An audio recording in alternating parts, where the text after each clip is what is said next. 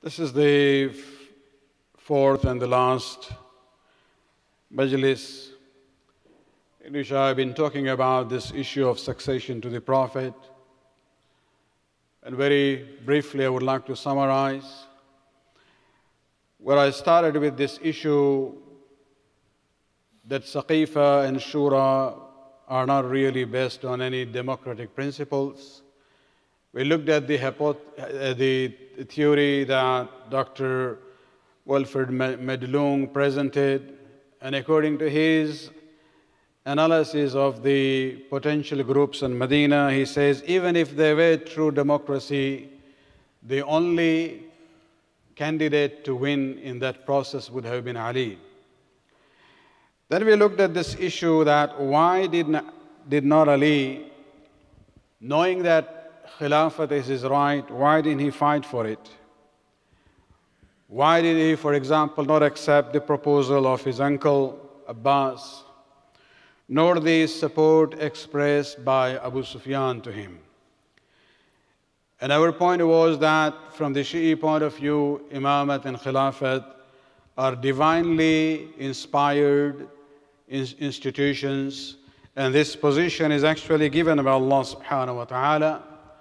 And Ali didn't want in any way to give any legitimacy to the Arab cultural custom by accepting the proposal of his uncle Abbas, nor he wanted to accept the dubious, support by Abu Sufyan, because he was a man of principle.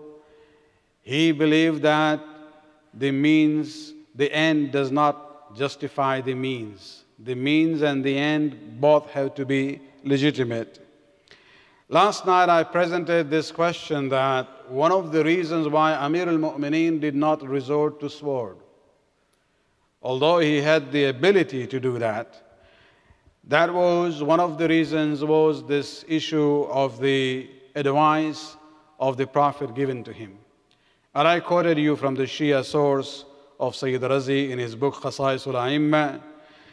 But in between, the words of Rasulullah about Ali in that will has also been quoted by the Sunni historians, people like Ibn al-Athir in Usdul Ghaba, where he says that, "O Ali, anta bi manzilati al-Ka'bah." Your position is like the Kaaba, and the Kaaba tu'ta wa la ta'ti. People go to the Kaaba, Kaaba doesn't go to the people.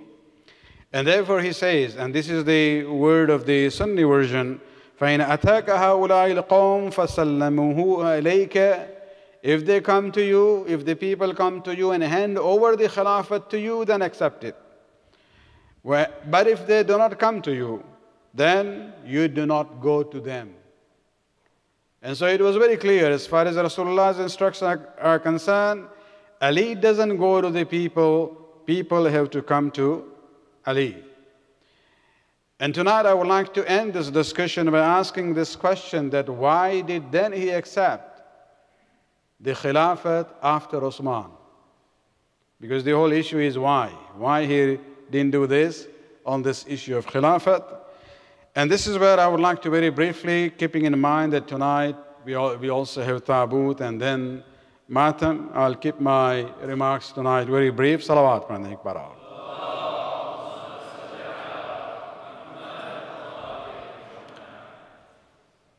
By the time of the Khilafat of the third Khalifa, the system, especially of the distribution of Baytul Mal and how the public treasury was used, and even appointment of positions in the Muslim Empire at that time by Uthman, had reached to the level of injustice and tyranny that the Muslims could not bear it anymore. Delegations came from Iraq and from Egypt to Medina, complaining to the Khalifa about his extended family members from Banu Umayyah, whom he had appointed as governors and officers of senior ranks all over the Muslim Empire, and the misuse of the Baytul Mal. And it reached to a point that the Muslims had no more trust on the Khalifa. even when they saw the betrayal from him after they had agreed on a peace proposal. This is where they surrounded him, and these are the Muslims, the Sahaba from Medina, and the Muslims from Iraq and Egypt. They surrounded the house of the Khalifa, eventually put him under siege, and eventually they went in and they killed him. And after that, we see that people in large number came to Ali bin Abi Talib at that time. And this is where we see that Amir al-Mu'mineen, because of this attitude of the corruption that he saw among the elite, was very reluctant to accept Khilafat at that time. Because he knew that the system has become very corrupt, and I will not be able to continue with that. I will bring reform immediately and universally, and the elite will not be able to, bear that. But even then, reluctantly, Ali accepted that Khilafat. And this is where we have to find out why did he do that. I would like to go back to khutbah number 3. I briefly talked about it in one of the earlier majalis. And this is where, after talking about the first, second, and third Khilafats, brief criticism of them, then he says, فَمَا رَاعَنِي إِلَّا وَالنَّاسَ إِلَيَّ كَعُرْفِ الضُّبَعِ إِلَيَّ يَنْثَالُونَ عَلَيَّ مِنْ كُلِّ جَانِبٍ. Then Ali says, after, the murder of the third Khalifa, a moment came where people surrounded me from all sides, coming to me in so large number. He says it's just like the mane of the hyena, surrounding their target. حتى لقد وطي الحسنان وشق عطفايا. He says the pressure from all sides, people gathering around me, was so much that my Hasanain, my sons Hassan and Hussein, were almost crushed. And both ends of my shoulder, the garment on my shoulders, got torn. مجتمعين حولي كربيضة الغنم. And they gathered around me like the herd of sheep and goats. He says, in that circumstances, I accepted it reluctantly because of 2 reasons. And these are the reasons I would like to share with you. أما والذي فلق الحب وبرأ النسمة. He says, by Allah, who split the grain when it grows from the ground, and the one who created living things. He says, number 1, لولا حضور الحاضر وقيام الحجة بوجود الناصر. He says, if it hadn't been for the presence of the people here and establishing the proof that they are helpers around me for this cause. So number 1, presence of the helpers. After Saqifa, Ali was alone. And number 2, he says, وَمَا أَخَذَ اللَّهُ عَلَى الْعُلَمَاءِ أَنْ لَا يُقَرُّ عَلَى كِذَّةِ ظَالِمٍ وَلَا سَقْبِ مَظْلُومٍ. And he says, number 2, Allah subhanahu wa ta'ala has taken a pledge from the ulama. Here the ulama primarily refers to the ai*imma.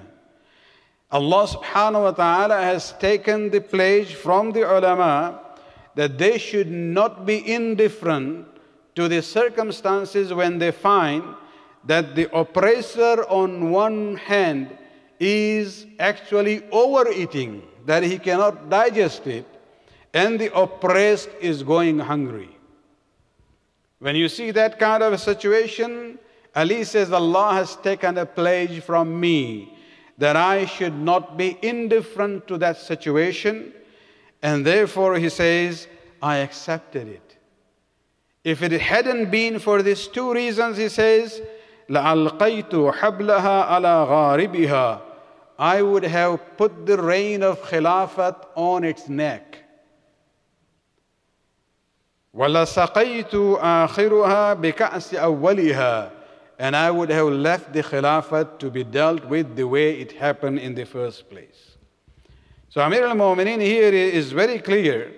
And this is where we go back to this statement of Rasulullah sallallahu alayhi wa sallam.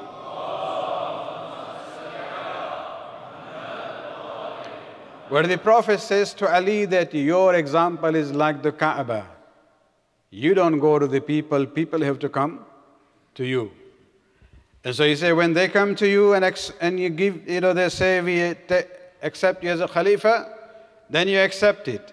And this is where we see, Ali didn't go to them, Muslims came to Ali.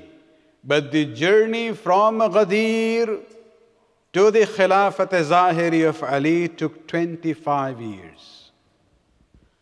It is coincidence, you might say, that the day these Muslims pledge allegiance on the hand of Ali as their Khalifa happened to be on the 18th of Zul-Hijjah, but 25 years after the day of Ghadir. Salawat padhne ek baar.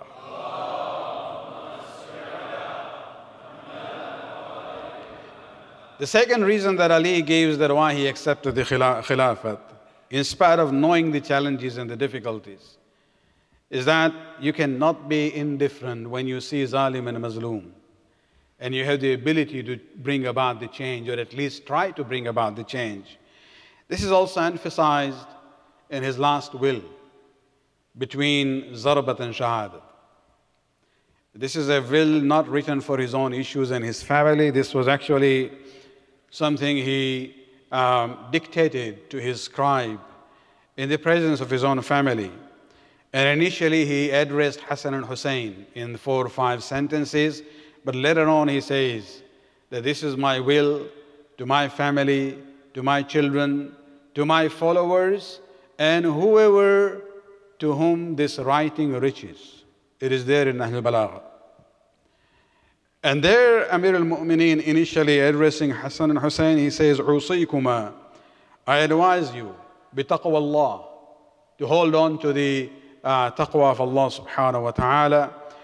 وَلَا تَبْغِيَ الدُّنْيَا وَإِن بَغَتْكُمَا." Don't go behind this world and the luxury of the dunya, even if the dunya comes behind you.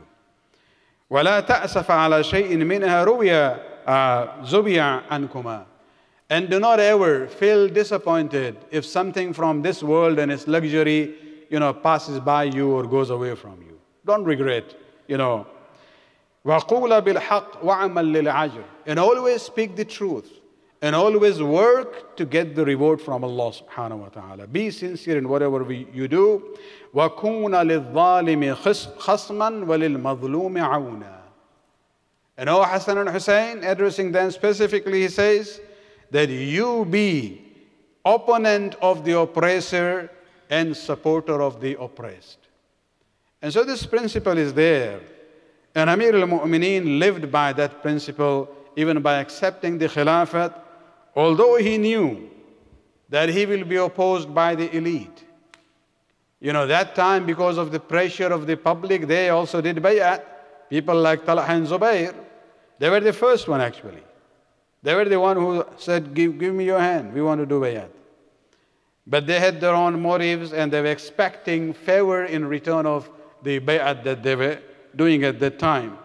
And so, going back to the words of Ali in that khutbah number 3, after giving these 2 reasons why he accepted the Khilafat, then he says, I don't have a greed for this position.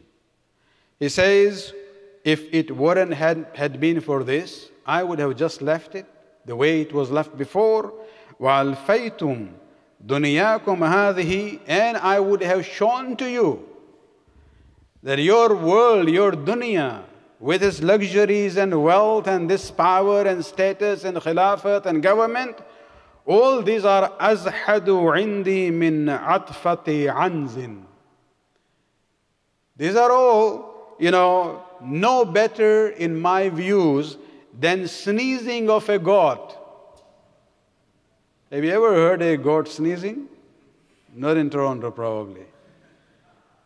But look at the example Amir al-Mu'mineen is saying. He says, this hukumat, this government, to be the ruler, for me it's nothing. It's not, not better than sneezing of a god. This takes me to this statement I made in the afternoon majlis. When talking to Abdullah ibn Abbas, where, when he was saying to Ali that, what are you doing? You are repairing your own sandal, the strap which is torn.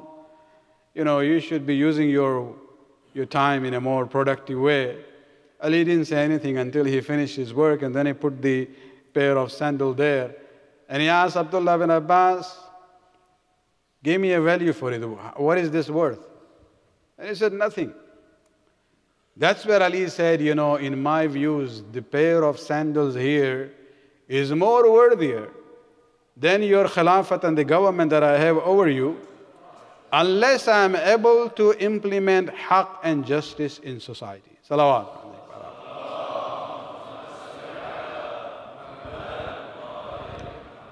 And so yes, he accepted the Khilafat based on the advice of Rasulullah. If people come to you, then you accept, but you don't go to them.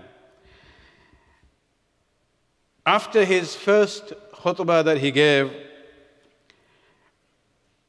which is one of his first official speech after the bay'at, where he talked about his policies and the mandate that he had imposed on himself about justice and equality of the people in the eyes, where he emphasized this issue of Baytul Mal. And he uses the term, he says, Antum ibadullah wal mal malullah. You are all the servants of Allah, and the wealth and the money in Baytullah is malullah. And I'm going to distribute it equally, because from the time of Umar and Uthman, there were double standards. Arabs will get more than the non-Arabs. Qurayshi will get more than the non-Qurayshi. Muhajirin will get more than others.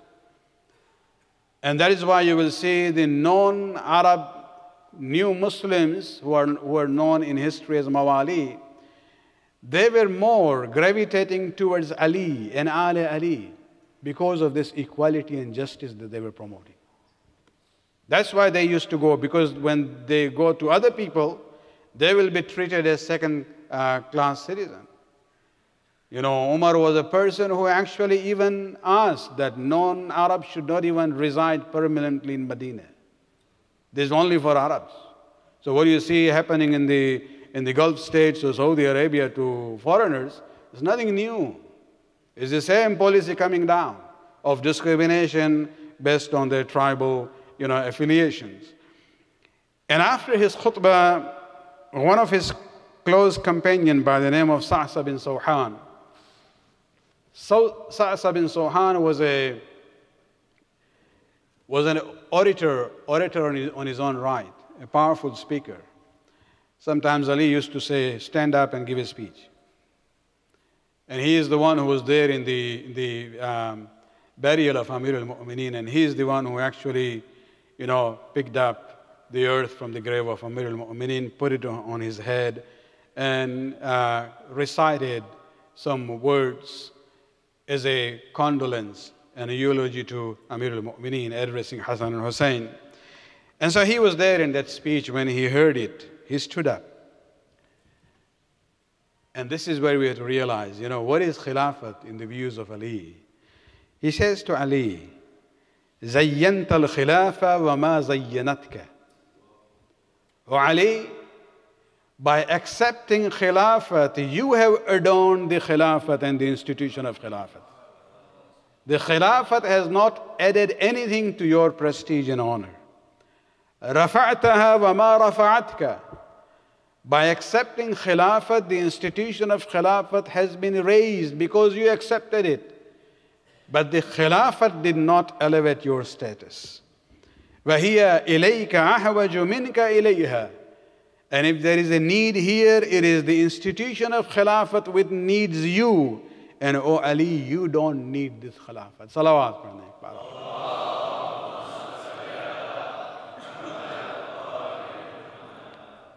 Yes, not only the institution of Khilafat needed Ali,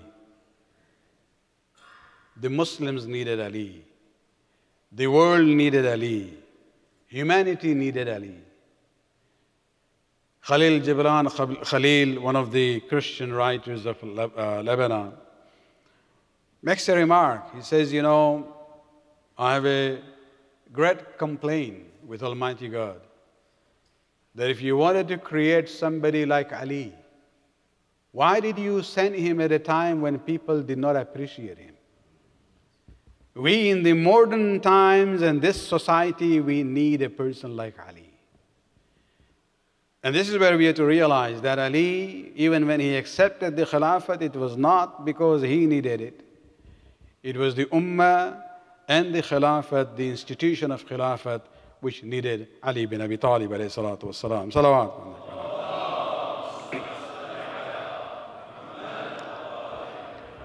What he has left, even that 4 to 5 years of his Khilafat, where he had to even fight 3 battles, Jamal, Siffin and Naharawan.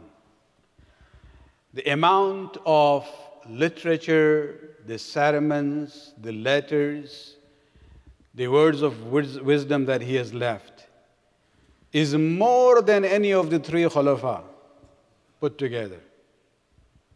At that time, even if you look at his khutbah about the relationship of the ruler and the citizens, a very powerful khutbah.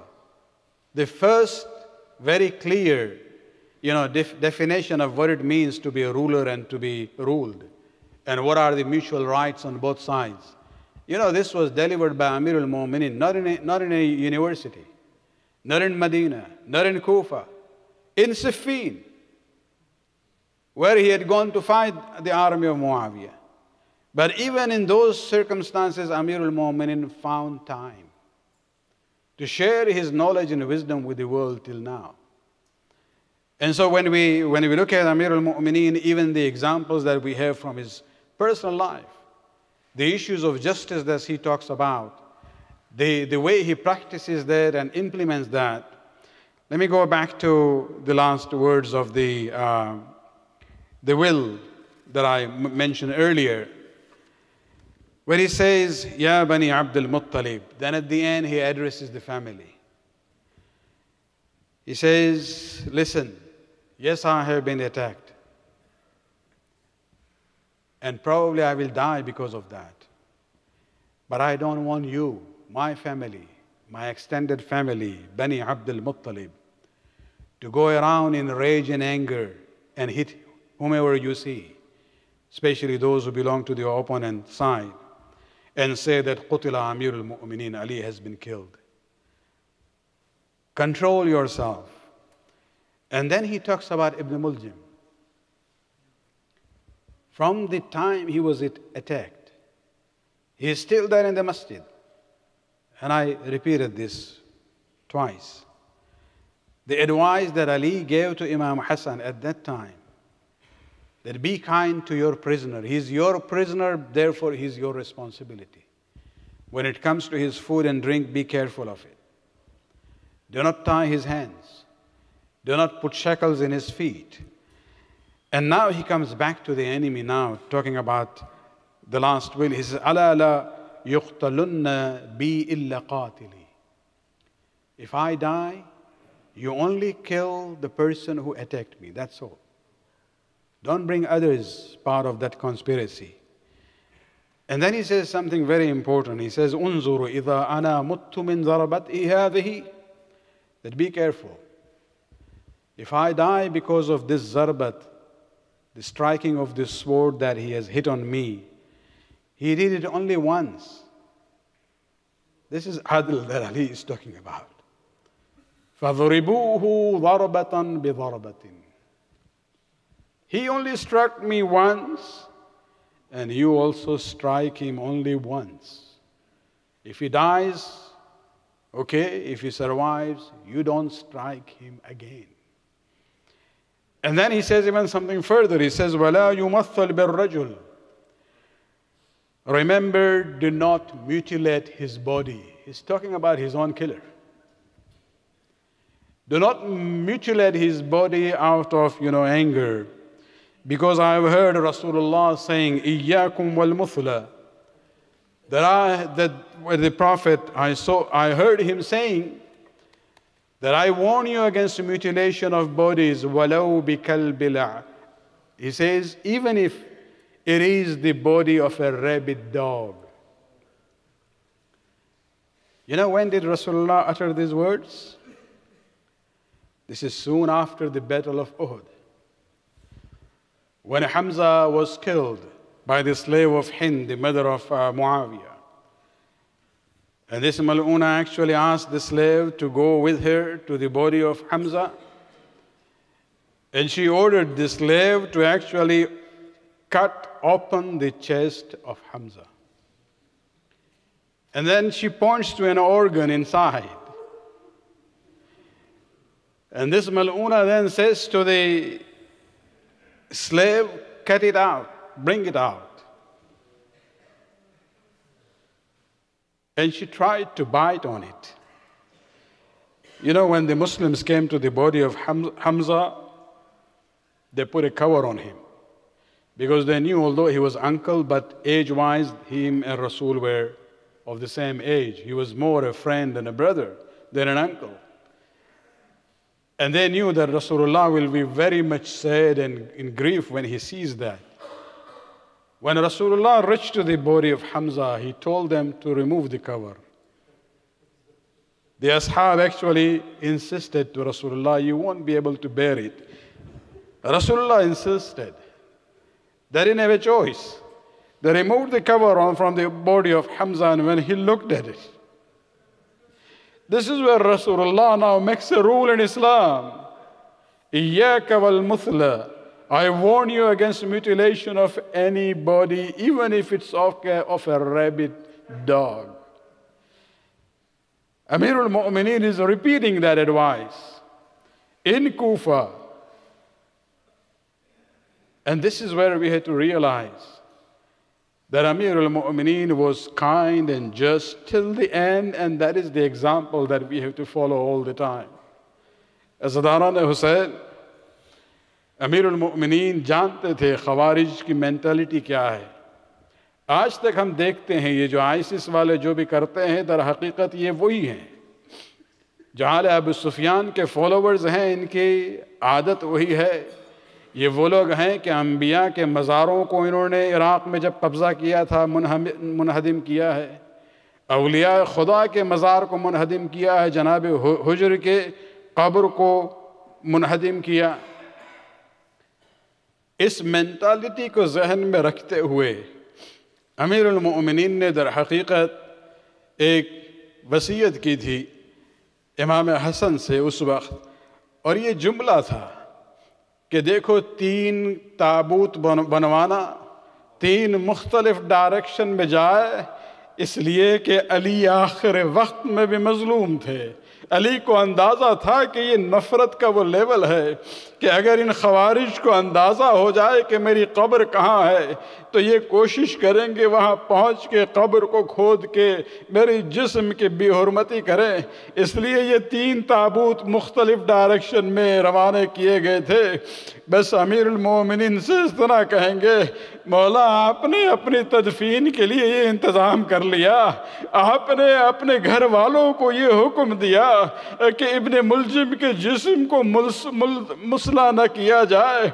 अजब नहीं कि अली दर हकीकत कूफे वालों को कहने वाले हो रहेंगे कि जब करबला में मेरा बेटा आएगा उसके नवासे रसूल की निस्बत का ख्याल रखना.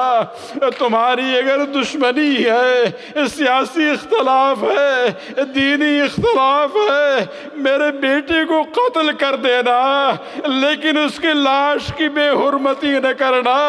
यकीनन जनाब ज़ैनब उम्म कुलसूम और जनाब इमाम ज़ैनुल आबिदीन को अली की वो वसीयतें उस वक्त याद आई होंगी जब असर आशूर में उमर इब्न साद ने ऐलान किया कि कुछ रज़ाकाराना तौर पे 10 घोड़े सवार चाहिए. किस लिए? करबला के शोहदा के लाशों को हटा दिया गया. आखिर में एक लाश आ रहा, زینب دیکھتی رہی گھوڑے مشرق سے مغرب کی طرف چلے اور حسین کا لاشا پامال ہوا. اس طرح کے سیرے کی ہڈیاں پشت کے ہڈیوں سے جا کے مل جاتی ہے. الا لعنت اللہ علی القوم الظالمین سیعلم الذین ظلموا ای منقلب ينقلبون. ماتم حسین.